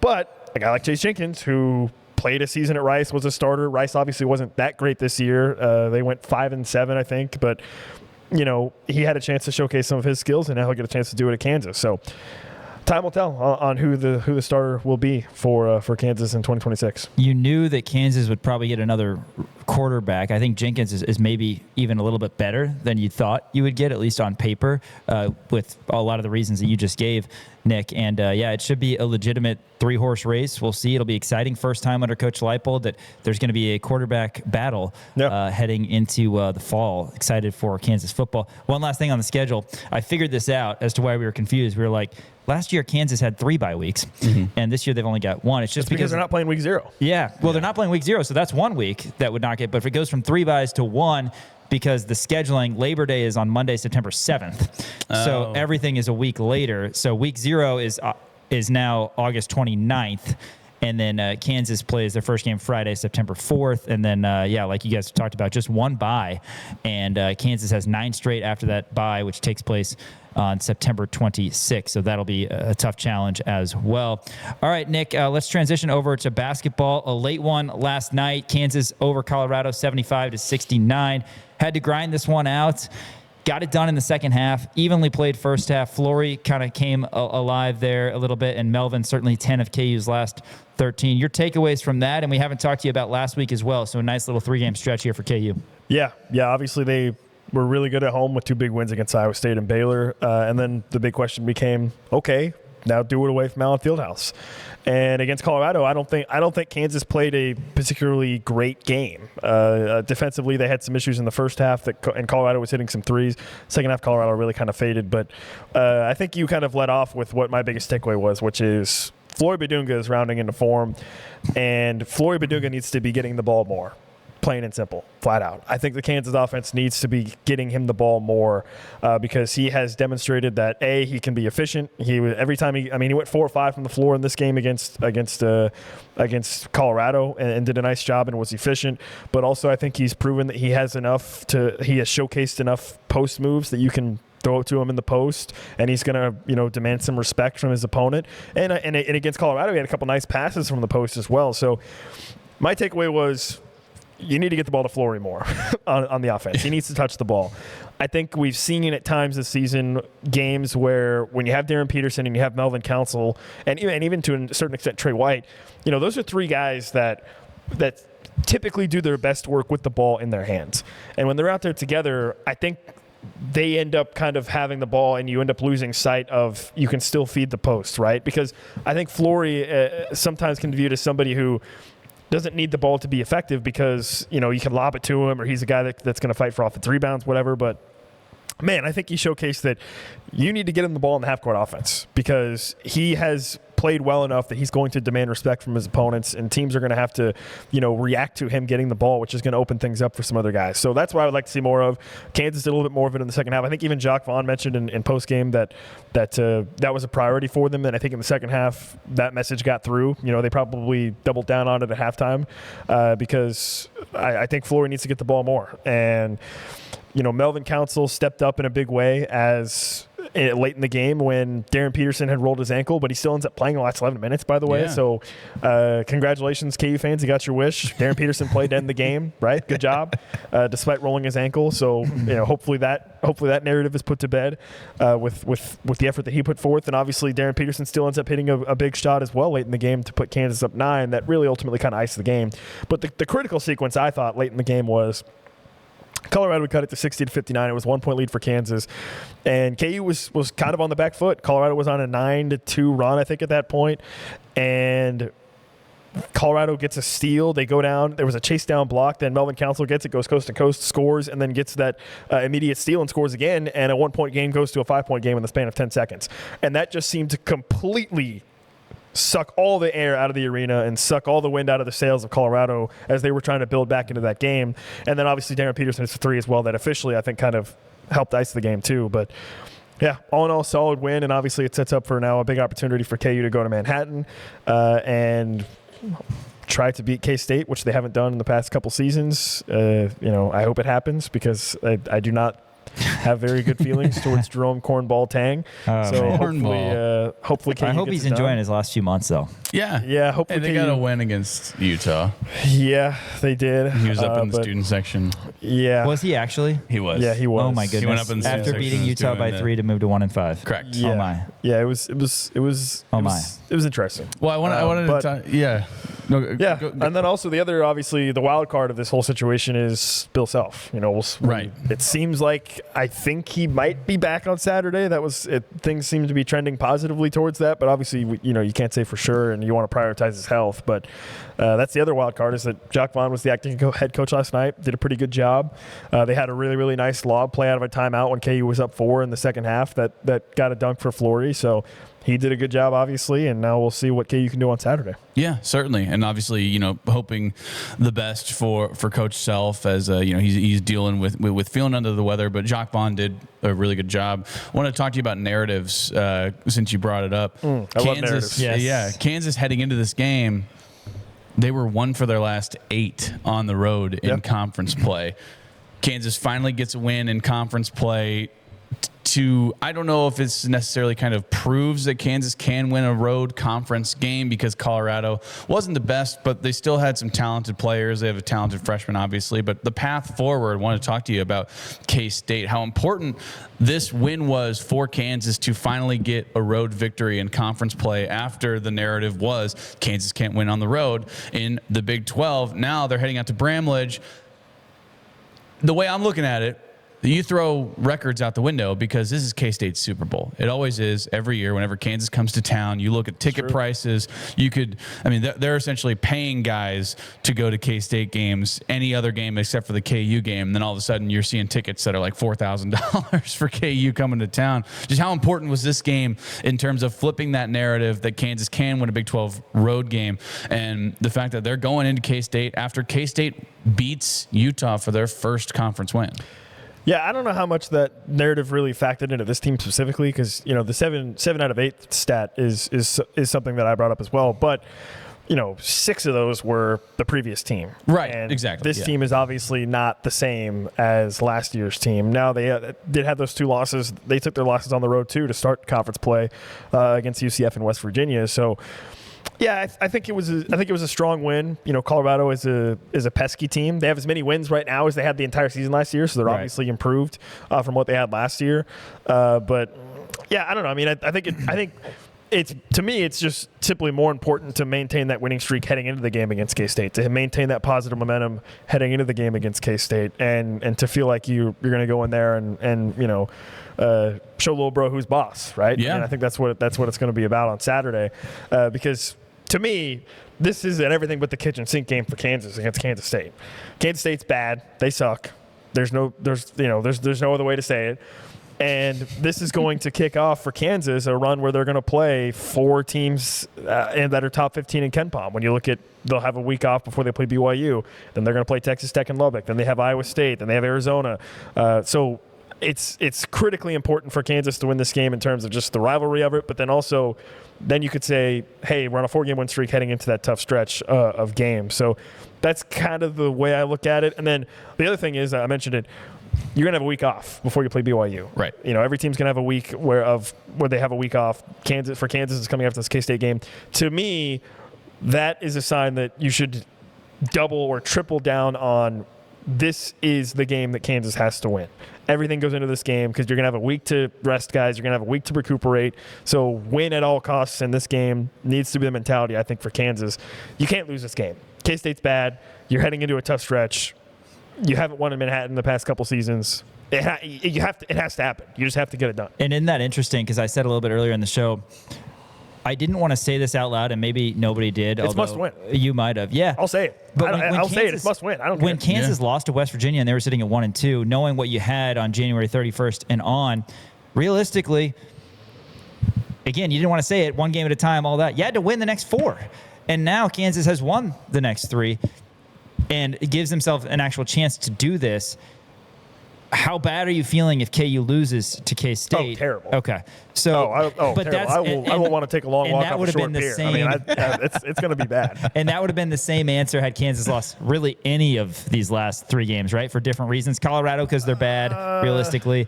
Baylor because you're at home, and Iowa State because you would have been 1-3. I mean, yeah, maybe. Kansas has put themselves in a position to kind of not salvage the 2 losses, but be a respectable 5-2 and kind of back to probably about where people would have thought you would have been. I mean, I thought for sure, looking at the schedule to start with BYU on January 31st, so basically February, heading into February, you needed to get to that BYU game with minimum 2 losses, which obviously they have that chance, right? They're going to have that opportunity with the game against K-State. Right. But I mean, for me personally, I would feel the same way if they lost to K-State, no matter what the scenario was, because I'm sick and tired of losing to those. I shouldn't say that, but I'm sick and tired of losing to them. Jerome Tang annoys me, and it just it drives me insane. And again, realistically, if Kansas does lose, which I don't expect to happen, and nobody wants to happen, when BYU comes in on the 31st, we're going to be feeling the same way. You got to win this game. You are. But if you win, I guess maybe there's just a little bit of extra fluff. I don't know. We don't need to get into this too much, but yeah. Well, I think the week in between K-State and BYU, and that's a good will point. help Kansas whether they win or lose against K-State. Yeah, and that's a good point win, about. You'll have a chance to recuperate and rest up, and you'll be feeling confident, obviously, before you start that stretch. If you lose, the week will hopefully give you a chance to where 1 loss doesn't turn into 2, turns into 3. Right, because we've seen that happen with KU in the past where, hey, you play a game on a Saturday night and then you're on Big Monday, 2 days later, you lose that game on Saturday, you're probably going to lose that game on Monday too, right? Yeah. If you can't turn the page quick enough. So that's where I guess the week off will help KU regardless of the outcome against K-State. I like the mindset a lot of having that week off after. Not that Kansas is going to try less against K-State if they didn't have that, but you got to win this game. Everything but the kitchen sink. For Throw sure, it all out there. For sure. Hey, any word on Eric Bieniemy coming back to the Chiefs? Yeah, I mean, I think it's fine. Okay. I think it's fine. That's his word. Wow. Fine. What? You don't sound that too really happy how you about feel? it. No, I think it's fine. I mean, Would you rather have had Kafka? McDaniel? I don't think it makes a difference, truthfully. I mean, the change is going to come from Andy Reid. Right, So Andy's the one who calls the plays. Yeah, I mean, the Bieniemy hire, I think, here is the positive spin of the Bieniemy hire. What were some of the Chiefs' biggest weaknesses this year? Running the ball, establishing the run, play action. Protecting the quarterback. If you're bringing in Eric Bieniemy, that you would hope, as a former running back and running backs coach, that he's going to be somebody that's going to be able to help the Chiefs with their run game. And I would just add in this, because I had this thought. If the Chiefs, and this is where the Bieniemy thing becomes a little bit interesting, if the Chiefs had made the playoffs and done their thing, gone on a run, went to the Super Bowl, whatever, Matt Nagy's in the mix for head coaching jobs, he gets a head coaching job, and Eric Bieniemy is the guy you bring back, it would be fine. And Chiefs fans would be happy about it because, hey, keep the good vibes going. You're still rolling, right? Well, guess what? That didn't happen. This year was a disaster, and you missed the playoffs, and you were bad, okay? And that is why the Bieniemy hire, I think, is going to feel a bit, sour for a lot of Chiefs fans have you had a chance here to make or to potentially bring in somebody that could offer a new voice in the room and have some new insights, whatever it may be, and instead he chose to go with Bieniemy. That's why I think the Bieniemy hire is fine, because I think it would have been fine if the Chiefs would have made a run. It's fine now. The change is going to come from Andy Reid anyways, and I understand if you think, hey, Andy Reid is turning into old man yells at clouds coach where he's not going to want to change. But Andy Reid is Andy Reid because he's evolved over his career, right? I mean, he had to completely change his offense from Alex Smith to Patrick Mahomes. Then they reinvented themselves again in 2022 post Tyreek Hill. So if there's anybody that has a track record of evolving, it's Andy Reid.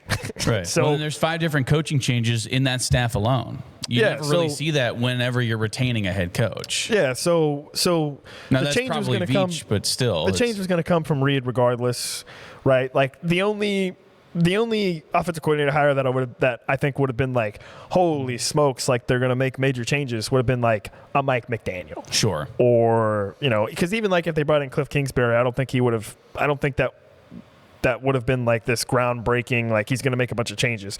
So it's going to come from Andy Reid. I think with Bieniemy, it's fine.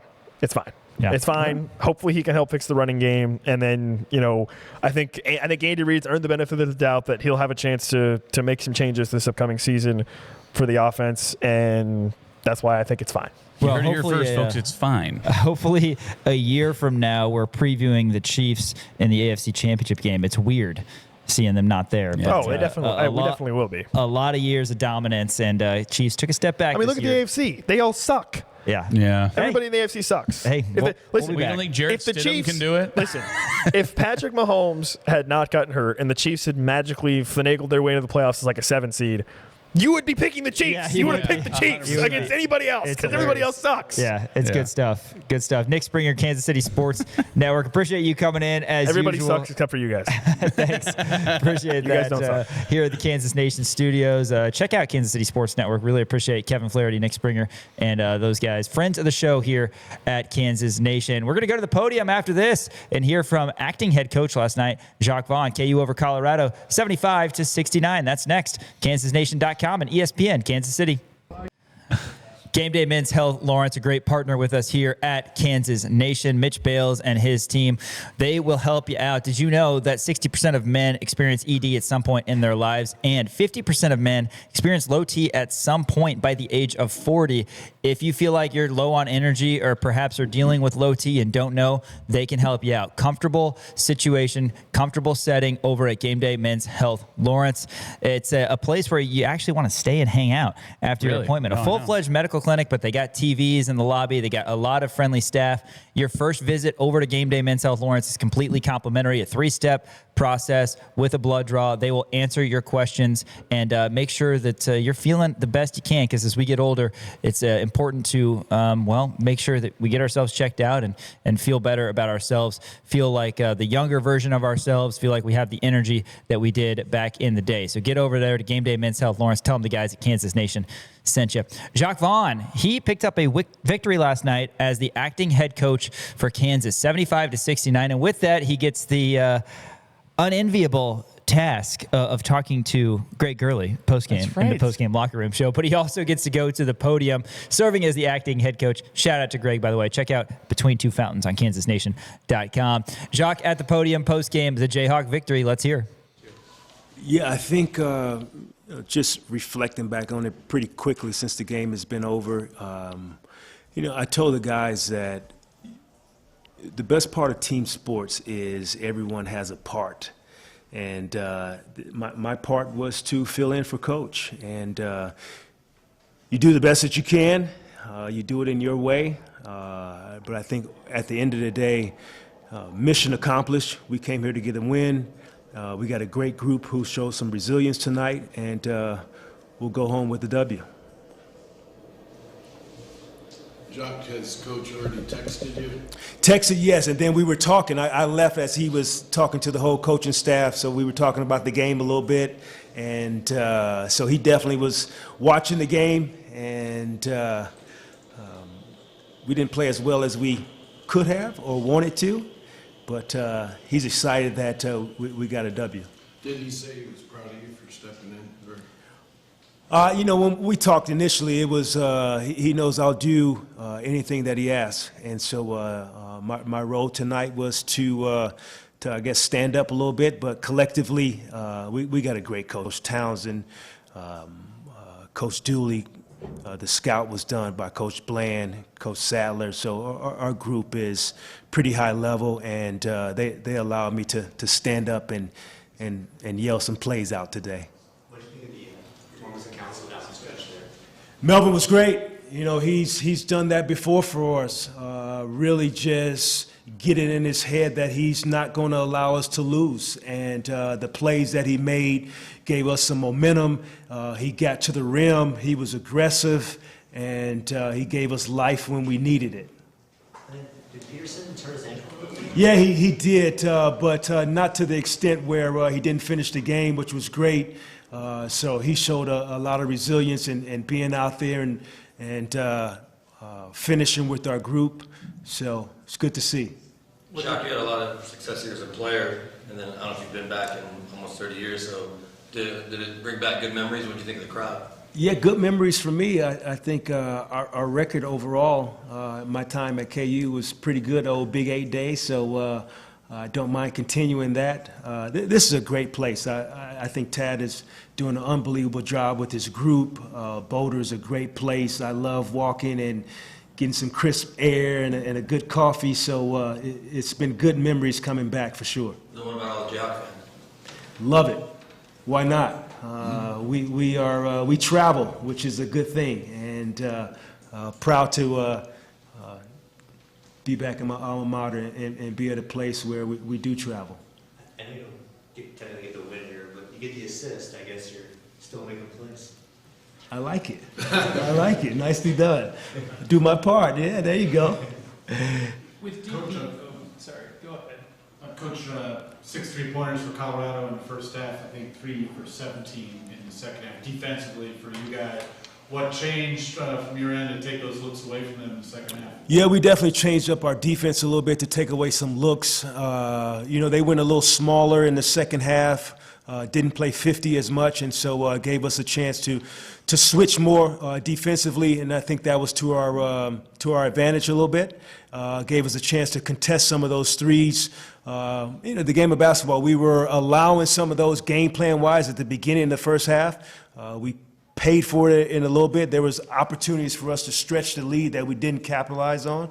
But I think overall it allowed us to change our defense in the second half. Coach Trey had 15 rebounds today. What did his contributions on the glass mean to your team in this win? It was hard to really take him out the game. I think overall his ability to play different styles for us, whether it's him making threes, whether it's him rebounding the basketball, whether it's him in the break and transition. And so he was huge for us tonight. I'm not sure we win this game without Trey. You guys faced a good chunk of adversity tonight just with Coach being gone. Do you feel like you learned anything new about this team tonight, or did it just reinforce things that you already knew? I think we were building off our last 2 games. And, the one thing that Coach talked about before we left is we hadn't played well on the road. And, our road record was what it was. And so we got a chance to alleviate that a little bit and get that turning back in our direction. And so we did tonight. That was the whole goal, and, to come here and get a win on the road and string some good performances together. Not a great performance, but, again, it counts in the W column. Couple more.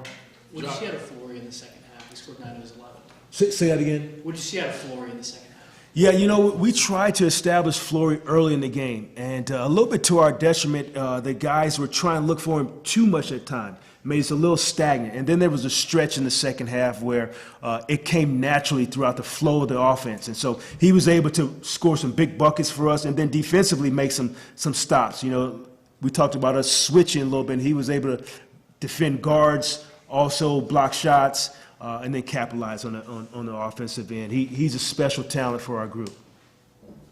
Do you think this is your only game? Do you expect Coach back for the Cats game? Coach sounded extremely excited about the win. We were talking, I don't know about the timeline of this thing. Like I said, I'll do my part, whatever it is. But he's excited, and look forward to seeing him when we get back. Go ahead. What did it say about him, even though he was, I guess, hampered a bit? He was still able to knock down. At the end of the day, can we leave this with an empty tank? And so that you leave everything on the floor for your teammates. And he tried to do that tonight, and the bank was open. Late night ATM withdrawal. Thank you, Coach. See you guys. Filling in last night for the Hall of Fame head coach, Bill Self, was assistant coach Jacque Vaughn, the acting head coach last night. Hopefully Coach Self is back as soon as possible. And, we'll wait and see, but wishing the best. And, KU got the win. I know Coach Self would say that that's most important. And now the Hawks heading to the Little Apple for the Dillon Sunflower Showdown. That's going to be Saturday, 7 o'clock, 5:30 with the Crimson and Blue Show. You can listen to that on Sports Radio 810 WHB. After this KU Mailbag segment by the people for the people, we're going to do a special close out the show KU Mailbag segment. Appreciate everybody engaging with the show on Twitter at the Kansas Nation. All right, that's next. Rock Chalk Sports, KansasNation.com, ESPN, Kansas City. Get to close out the Wednesday edition of Rock Chalk Sports Today with our KU Mailbag segment. Good time to remind everybody, if you missed anything from today's show or our previous shows, you can see how wrong we are in any of our predictions, game picks, anything like that. You can give us a look on YouTube or a listen on Spotify, Apple Podcasts, wherever you get your podcasts. Really appreciate the likes and the subscriptions as well. Those mean a lot to us, and understand that we've been gaining some subscriptions. So shout out to everybody who has been watching, listening to our show. Really appreciate you guys, and hope you enjoy all of our coverage of KU athletics and everything else that we talk about in the world of sports. Also, Dan does a great job updating our socials, Twitter, TikTok, Instagram, Facebook. What types of things can they expect at the Kansas Nation? Thanks for plugging that, Sean. All kinds of things regarding KU athletics, all the latest news and updates I will be posting on all of our social media platforms. So check us out, TikTok, Twitter, Instagram, at the Kansas Nation, Facebook, Kansas Nation, and all of our shows. Everything is going to be on YouTube, Spotify, and Apple Podcasts. So be sure to check that out, like and subscribe. All right, KU Mailbag by the people for the people. Dan, start us off with Cole. Okay, I was gonna wait. See, we'll go with Cole. We'll go with You Cole. want to go with this one? Let's go with Cole. Well, this would be a quick one. Do you like this? This would be a quick one. This is my buddy Cole. He was I played football with him in Emporia State, and he also is a former Division II wide receivers coach. So he knows talent, and he knows that there's talented people out there in terms of D2. And, I think that there are some talented people. His question is, could the D2 All-American team beat KU in football? No. But I will say the D2 All-American team is really good. Quarterback Jack Strand from MSU Moorhead, really good quarterback. Some solid wide receivers as well. Gage Florence, also from MSU Moorhead. TJ Chukwura from Black Hill State. Also, linebacker position, Osage County killer, Landon Boss. I've known that kid since he was a kid, by the way, like a little kid. How about that? Because I knew both of his parents. His mom was actually a teacher at Santa Fe Trail when I was there. He turned down 6 figures to stay at Emporia State. Good for him. K-State wanted him bad. Stingers up. He's an All-American linebacker for Emporia State. So shout out to Landon Boss. I know those kids don't typically get shout outs, but shout out to him. I've known him forever. Solid kid. Called a couple of called a couple of Emporia State games this year. Really, really good linebacker. And again, turned down over $100,000 from K-State to transfer, and wound up staying at Emporia State. John wants to know over under on Big 12 road games KU will win this year. So I was in the football mindset, so I need to get back to where we're at. We have 9 Big 12 road games, and KU's 1 and 2. Yep. All right, so then you got road games against K-State, Iowa State, K-State. Or I guess Arizona. we'll go in order. Yeah. Yeah, let's go in order. Okay. We got K-State, Texas Tech. Yes. So you got Texas Tech, Oklahoma State, Iowa State. Correct. No, Arizona, then Arizona State. Yeah, Iowa State after Tech, I believe. we got to pull this up because we're a mess. Okay, so we got... Just go in order with the You're road at games. K-State, at Tech, at Iowa State, at Oklahoma State, at Arizona State. Yeah, that's tough. So I'm going to go ahead and say you're probably losing at Iowa State. You're probably losing at Texas Tech. Well, you're going to say we're going to lose at Arizona also. So 3. Probably lose. So there's 3 more. So 3 losses. and 3. So you'll say that would put Kansas at 4 and a. But I think KU beats Oklahoma State at their place and Arizona State at their place, and went to K-State. So okay. Okay, so you're saying 3 and 3. So you're saying over under is right at 4 because you're saying KU will go 4 and 5, which would mean best case scenario Kansas goes 13 and 5 in conference play. I think we would take that. I would take that. Yeah. I mean, it's not going to win you the Big 12 if you do that. No. But KU had those setbacks early. It's going to be tough with Houston and Arizona having not lost yet, and a lot of other really good teams in the conference. Appreciate that question, and maybe we'll talk football on that front now that we have the schedule at some point as well. Michael, what's your most prized possession? Got one? Right here, man. Wedding ring? Wedding Oh, ring. come on. You like that? Come I've on. also got a few championship rings. Your from, wife's not. Your my wife time is at not KU. watching. You don't have to say that. I'm also a softie, so I save like if people like handwrite me a card. I do that or too. something. Like Yeah. I save that. My wife made me like a memory book when I turned 30. Oh my that's god, nice. it's killer. Man, and you've kept that for 40 years. It's crazy, man. That's it's crazy. unbelievable. It's just a beautiful, beautiful man. thing. My But yeah, prized man, I got possession. a lot. I mean, non-living things. Because I'll say like my dogs. You know, definitely not my car. I have my Emporia State jersey in a frame. So yeah, that's kind of fun. Yeah. That one probably is a good one. I have a helmet from an All-American Bowl game I played in when I was in high school. That's a cool thing. A lot of that I football have. related. Okay. Yeah, a lot of football related stuff. No, I mean, you know, I'm not super materialistic in terms of that. So like, it's got to really mean something to me. Good one. EJ wants to know if you were to suit up for KU basketball and play 40 minutes against Houston, how many points do you think you could put up? Are they full court pressing me? That's a vital question. Because if they're not, I would probably just chuck up a bunch of half quarters and hope that one goes in. Yeah, but you're not going to chuck up. Well, okay. I guess So if you're playing in the flow of the game, I like that. And Yeah. you play all 40 minutes. Yeah. And maybe you aren't like completely sucking wind the whole time. Yeah. Like you actually can play 40 minutes. I bet I could hit a shot at some point. I bet you I hit 3 free throws. Yeah. I bet you I get fouled twice. Trey Gilgeous-Alexander. I get fouled twice. I'll hit 3 free throws. I will go 0 for 3 from the field. So I get 3 points. Yeah. I don't think that's crazy. That's not crazy. Yeah. I think we could each get a bucket. Yeah, Or some I think or so. get fouled. Right? Yeah. Houston. I mean, that's a good defense. It is. KU Najee. Do you want to do this one now or you want to wait? Let's do it. Okay. KU Najee says, this is a great question. He says, if you could bring back a player from KU men's basketball in the Bill Self era that didn't play 4 years of college basketball and never signed an NBA contract, Didn't play who would 4 you bring years. back? Didn't play 4 years. So this is a James Najee type situation. Okay. Or like the guy from Alabama who's suing the NCAA right now. Even though he signed an NBA contract. So a guy who didn't play 4 years and a guy who did not sign an NBA contract, who would you bring back? That's a short list.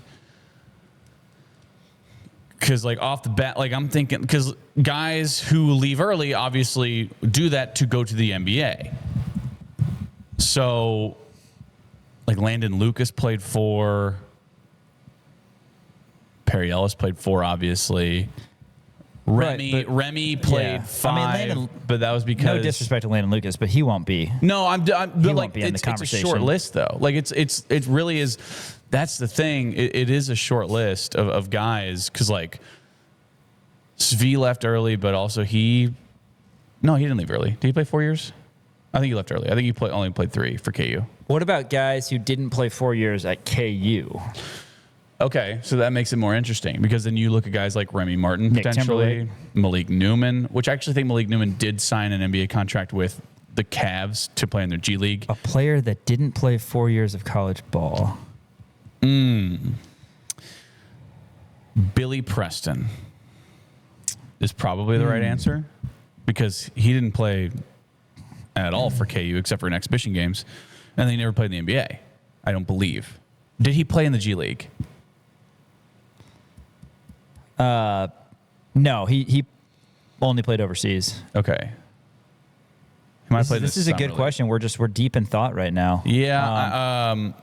I'm trying to think like Elijah Johnson, not you, Elijah. No, Elijah he Johnson played all 4 played years. 4. Tyshawn played all 4. I bet KU Najee's got like 3 or 4 that he's. Did Brady Morningstar play all 4? Yeah. Oh, he was here forever. Yeah, he was here forever. Oh man, this is such a good question. Yeah, because you get the guy to who like the left? guys Like- who played 3 years and they all signed. Like everybody on the 08 team that left early signed an Right. NBA deal. Yeah, that's true. Like Chalmers. Obviously, Did 2022. Russ Robb, did he play 4? Yeah, Okay. But he never played in the NBA, I don't think. correct. Darnell Jackson did play for the Grizzlies. I mean, you got to go way back. Aaron Miles, did he play 4? Yeah, certainly. I'm like racking my brain. Brandon Green could be one. Okay. Brandon Green, I think, is that's a decent poll. Brandon Green fits that description. Yeah, and a really good shooter. Good shooter. Never played in the NBA. First team all doghouse. First team all doghouse for sure. You're looking at doghouse guys, I think. See, that's the thing. There's so many good players. LeGerald? Did he play 4? I'm trying to think. He played 3.5. 3.5. Najee, you know what I'm talking about there. Yeah, it's tough because like you either have like the program guys like Marcus Garrett and although Garrett I guess qualified for both, but you have like Travis Relaford and Tyrell Reed, guys who played but they played 4 years but didn't go to the league. Carlton Bragg. Oh my God, yeah. I think we better move on so we can get these other questions. Brandon Green is probably the only one who fits that description. I know we only have a few more minutes left. Elliot wants to know, what is your favorite movie quote? One inspirational, motivational quote, and one random quote. Got to be pretty quick on these. I wish you were still a washing machine. It's from Semi-Pro. That was good because they traded for Woody Harrelson. They traded away their washing machine. That one just always sticks with me. I don't know why. It was a good line read. Inspirational movie quote or motivational. I mean, the whole like monologue from Friday Night Lights, I think before the Dallas Carter game was great. That whole one was just so good. Man, What about good? You never know when the good old I wish there was that's what it is. That's the one. It's the Andy Bernard. I wish there was a way to know you're in the good old days before you've actually left them. That's a great one. Andy Bernard in The Office. Remember the Titans. Attitude reflects leadership. Captain. Yeah, it's good. Sandlots. Heroes get remembered. Legends never die. That's good too. Good stuff. Appreciate that. Elliot. He also says, if you were being gifted any car that you want with custom features, what year, make, and model features would you want? This is all you, since we got to be quick. So I'm going to go. You got something in mind. I like Corvettes, but I also like I know I got it. I want a VW bus, like those like electric VW buses. I just want a new one. I think they're sweet. Electric and they look fun. They look like fun. I like them. Piper says, can the average college kicker make an extra point in the middle of a sneeze? I'm going yes. I think max, because college extra points are obviously a little bit farther up. I think max you can go in the middle of a sneeze, making an extra point, probably 25 yards. Man, unless you're a Cam Little. Right. My God, you're out here sitting 70-yarders. Henry says, if you could come up with one marketing promotion for Kansas Athletic Department, what would it be? They already came up with the Bill Self bobblehead. That's so good. That's true. Bill Self bobblehead is great. I think they should do more bobbleheads. More bobbleheads. For sure. Yeah. See, they do T-shirts a lot. What about like the clapper sticks? So they got rid of those after the Georgia Tech game. Is that right? In like 2004 or whenever that was? Or I rushed the floor. 05? Oh. You're talking the basketball game? Basketball. Yeah. Yes. Back in the they had those, and everyone says that was the loudest it's ever been, and then they completely got rid of them. Yeah. So bring those back. Yeah. Okay. I like those. The Thunder Sticks. Is that what they call them? At least for late night, right? Yeah. Those are a good time for late night. Hey, that's going to do it for Rock Chalk Sports. Appreciate everybody who sent in quotes and all sorts of texts, all sorts of tweets, all sorts of questions, comments. Appreciate that. Elijah Schmidt's been running the operations today. He does a great job for us here at Rock Chalk Sports, KansasNation.com. For Dan Courtwright, I'm Sean Kellerman saying we'll catch you tomorrow from 4 to 6. Brian Haney will be in studio as well. Rock Chalk Sports, KansasNation.com, ESPN, Kansas City.